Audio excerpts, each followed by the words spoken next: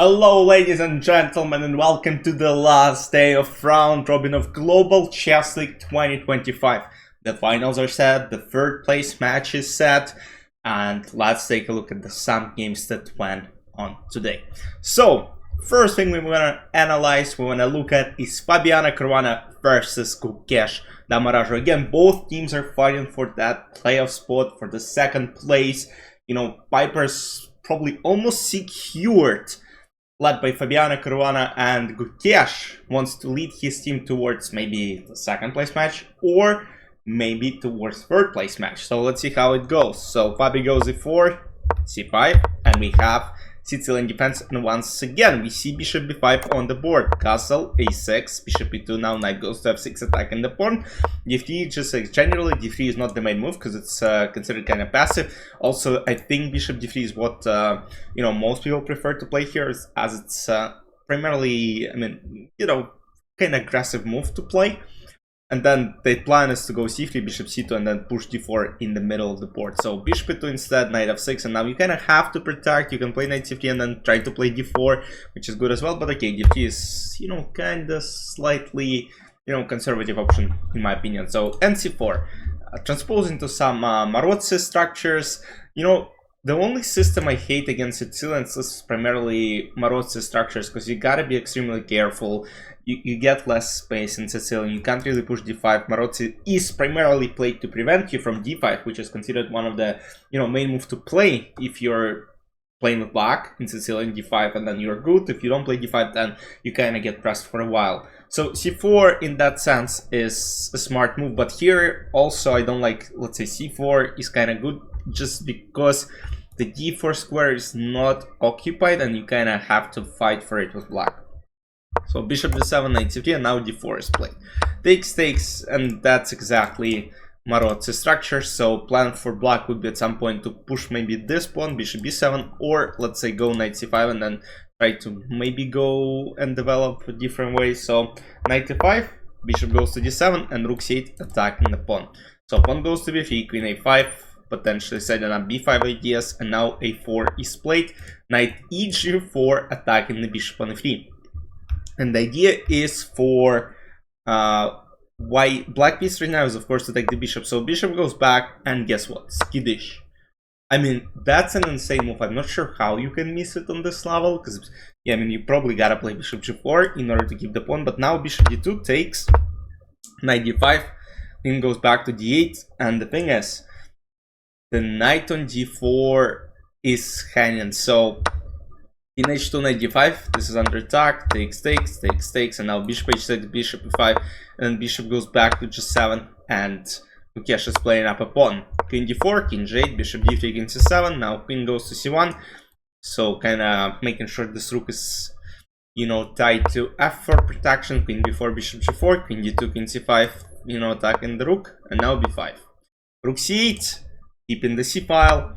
A takes, and now b4, making sure this pawn on b5 is still in some sort of vulnerable spot, because b4, I mean, at least queen protects, b5 is always target, and if white take, then go bishop back, push b5, the position will probably be equal. So we have queen b6, f5, f6, bishop d3, king d4, pinning the bishop, and now queen e4 takes, bishop d7 is a mistake. What computer likes is f takes g6 first, and then some queen f4. But okay, bishop d7 seems kind of logical. Queen h6, queen f5, and now g3 was a final blunder, because after takes pawn, there was no real, you know, danger for black pieces. So the idea right now is that if g takes f5, bishop e6, and it looks like a brilliant move, but unfortunately it isn't. Queen g4, now rook comes this way, queen f4 check, and now the checkmate attack is coming. Rook c1. Queen takes, and the queen h1 takes the queen, and now it's all over for white pieces, as Gukesh converted pretty smoothly after d3.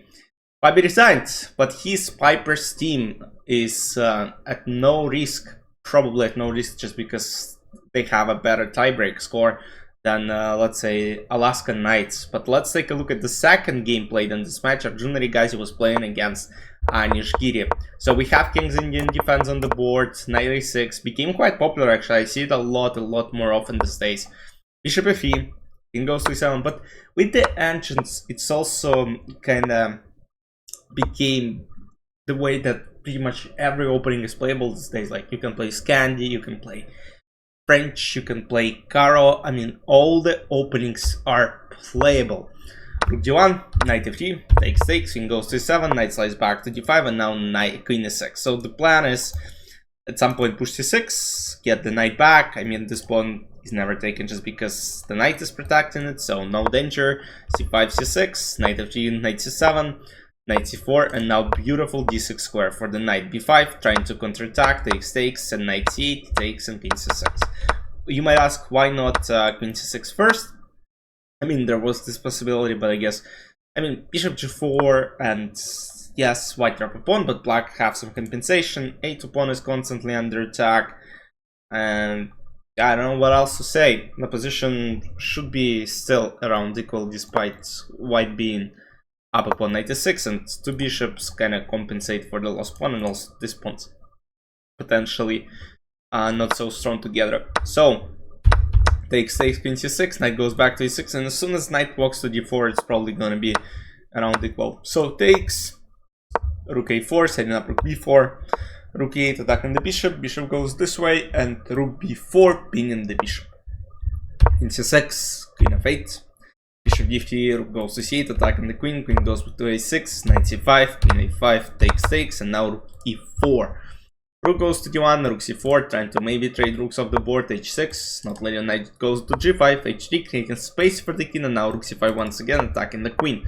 So rook b takes, you know, little trade off the board, and we have 4-on-4 endgame. And honestly, it is probably tough to win. Objectively, I draw, but again, with low time, anything might happen. g4, a4, and especially with bishop.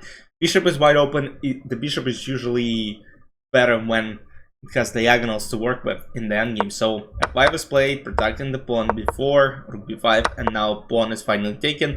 Rook c2, and now black are up a pawn, bishop d4, knight g3, bishop b6, rook c8, trying to potentially set this up, rook j check, king f4, and now just a lot of attacks are coming, e3, e2, and this pawn promoted, and after rook f2, black picks up a knight and wins the game. So the crucial mistake was probably around here.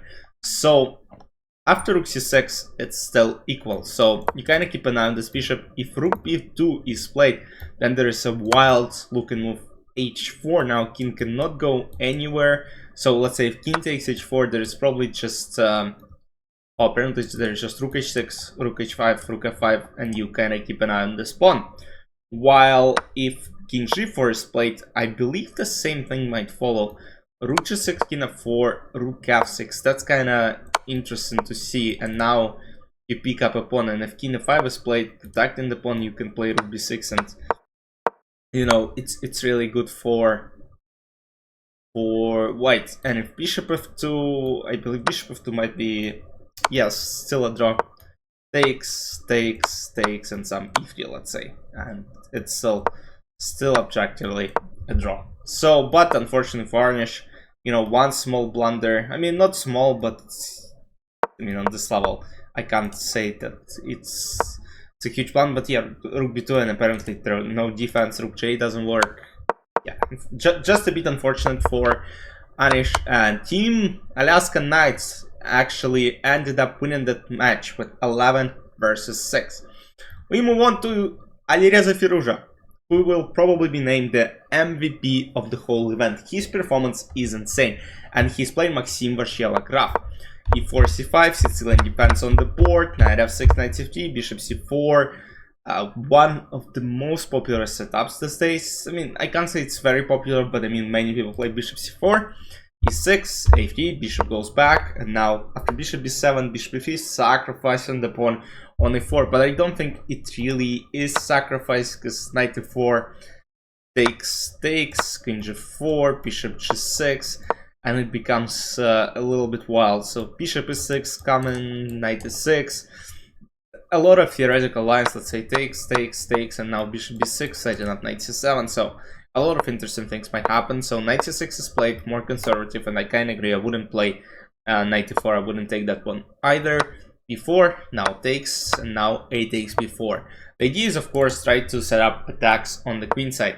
Rook goes to d4, f3, rook goes to c4, bishop b5 is extremely smart. Because now, if knight b5, a takes b5, you attack the rook and you attack the bishop, so you gotta do something else, and g4 is played instead. d5, g5, look, I mean, Alireza is playing insane chat, I'm not gonna lie, I mean, this looks mind-blowing to me. D takes c4, g takes f6, takes, knight d5, attacking the bishop, and of course you're trying to take it on the next move. Bishop goes to d8, bishop c4, rook e8, c3, and now Alireza got an edge. Takes, queen b7, king c2, knight is on d5 is very strong, open g-file, potential attack, so it's all looking extremely good for white pieces.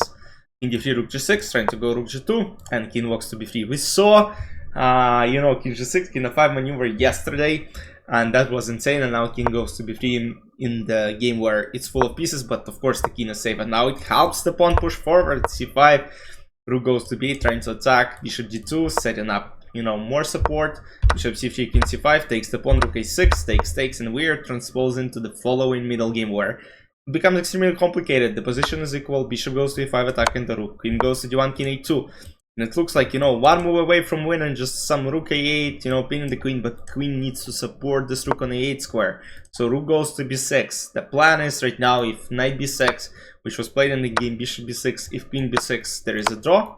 So he was kind of, you know, comfortable with making the draw, but queen e3, he's still trying to go for a win. King b3, king d7, now b5, queen goes to d5, and now king b3 is safe from all checks on planet Earth.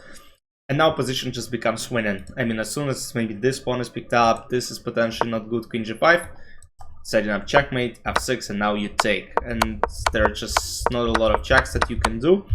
And very soon, Alireza ended up beating his opponent, queen h3, and Maxime simply resigned. And Alireza is on fire. I mean, he scored, let me count, 1, 2, 3, 4, 5, 6, 7 out of 10 wins. That's mind-blowing to me. 7 out of 10 games he ended up winning his opponents and set up a performance of 29-60. And his team is gonna play in the final, but with whom we'll find out shortly, as I'll tell you in the end of the video. So Wesley So plays against Wey Yi, that's the same match. e4, e5, we have Scotch game, something we haven't seen for a long time in this tournament. Takes, knight c3, bishop b4, but again some wild lines, I don't want to dive deep into them. Bishop b5, knight g4, setting up checkmate, pawn goes to g3, of course you don't want to blunder checkmate on h2, that would be terrible mistake. Now a4 protecting the bishop, and now bishop will have to go back, queen h5 once again threatening checkmate, h4 is played, rook b6, and it looks very scary for white at some point, because let's say bishop c5, g5, tadam, tadam, tadam. So bishop goes to f3, rook e6, pinning the bishop. Queen f3 takes, and now queen a5 trying to take this beautiful piece of f3, but queen g4 not being scared of anything. So queen d4, rook e6 trying to potentially take the pawn. Queen goes to d5, rook d1 setting up bishop h7, queen goes to f3, and now the position is equal. Bishop h7, no way. Rook d3. So the point is, of course, white wanna take the beautiful f8 rook, but in the following case it doesn't work. Use a bishop b7 and checkmate is incoming, so you gotta be careful. So rook d3 is played first, you try to chase the queen away from the diagonal, and now you take, because now you have f3 blocking this checkmate idea. Queen goes to e5, trying to take on g3, and now rook d2 setting up rook g2, so you cannot really take because rook g2 and the game is over for black now. So rook f6, king h2, and now position becomes winning. Rook f2, you set up a pin, rook f4, now g takes f4, unfortunately ends in a checkmate, because here if king g1, king g3, if king h3, king g4, king h2, king h4, king g1, king h1, checkmate. So king d8 is played, protecting from h4, rook f6, king d4 trying to trade queens, queen s7, rook f3, and here, guess what? Wesley So admitted his loss. And as far as standings go, Triveni Continental Kings ended up beating up Mamba Masters with 1 point difference, and Ganges Grandmaster defeated American Gambits, who came last in the whole event, 9 points. We discussed a lot about Alaskan Knights starting very slowly, they didn't play great, but guess what? They came fourth and will be fighting for the 3rd place in this league. And we have the finals. Triveni Continental Kings, led by Alireza Firouzja, will be playing Alpine SG Vipers, led by Fabiano Caruana. Who do you think is going to win this one? It's been a pleasure, watching this event. I wish we can have this more, and the system might get adjusted. I mean, I'm a huge sports fan, so for me, this already looks great. But I would get some of my own things inside inside the system. Maybe let more amateurs play in this events, so you kind of have this, and of course not 6 teams. Gotta have more.